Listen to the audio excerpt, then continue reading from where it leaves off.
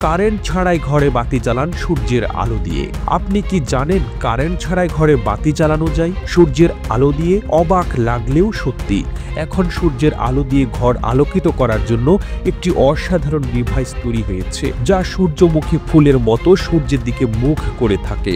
আপনার সামনে যে ডিভাইসটি রয়েছে তা প্রথম দেখলে আপনার মনে হতে পারে এটি কোনো স্যাটেলাইট অ্যান্টেনা, কিন্তু আদৌতে এটি এমন কিছু নয়। একে বলা হয় সানলাইট কালেক্টর। এর কাজ হলো সূর্যের আলো সংগ্রহ করে সেটিকে এক জায়গায় ফোকাস করা এবং সেই আলোকে অপটিক্যাল ফাইবার কেবলের মাধ্যমে ঘরের ভেতরে পৌঁছে দেওয়া। এর মুখ সবসময় সূর্যের দিকে ঘুরে থাকে, ঠিক যেমন সূর্যমুখী ফুল সূর্যের দিকে মুখ করে থাকে, ঠিক ওই রকমই। এতে করে সূর্যের আলো সর্বোচ্চ মাত্রায় সংগ্রহ করা সম্ভব হয়। সবচেয়ে মজার ব্যাপার হলো এটিতে কোনো ইলেকট্রিসিটির প্রয়োজন ছাড়াই পুরো ঘর আলোকিত করে রাখতে পারে। ডিভাইসটি সূর্যের আলোক রশ্মি একটি নির্দিষ্ট পয়েন্টে কেন্দ্রীভূত করে। এরপর সেই আলোকে অপটিক্যাল ফাইবার কেবলের মাধ্যমে ঘরের যে কোনো জায়গায় নিয়ে যাওয়া হয়। ফলে আপনি যেই ঘরেই থাকুন না কেন প্রাকৃতিক সূর্যালোক পেতে পারবেন। এটি কেবল পরিবেশ বান্ধব নয়, বরং বিদ্যুৎ সাশ্রয়ের ক্ষেত্রেও অত্যন্ত কার্যকর।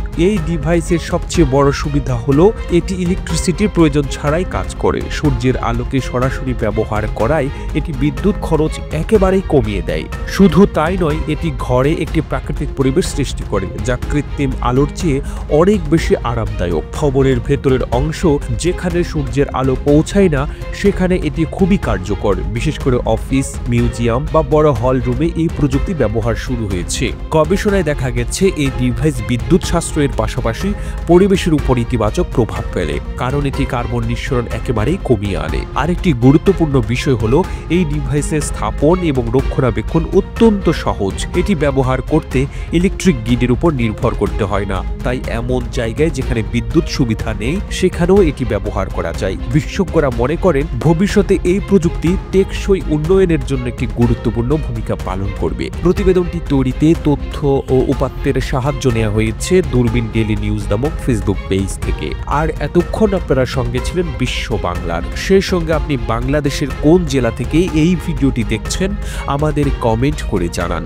আমরা পরবর্তী ভিডিওতে আপনাকে ধন্যবাদ জানাতে ভুলব না। এতক্ষণ বিশ্ব বাংলার সাথে থাকার জন্য অসংখ্য ধন্যবাদ।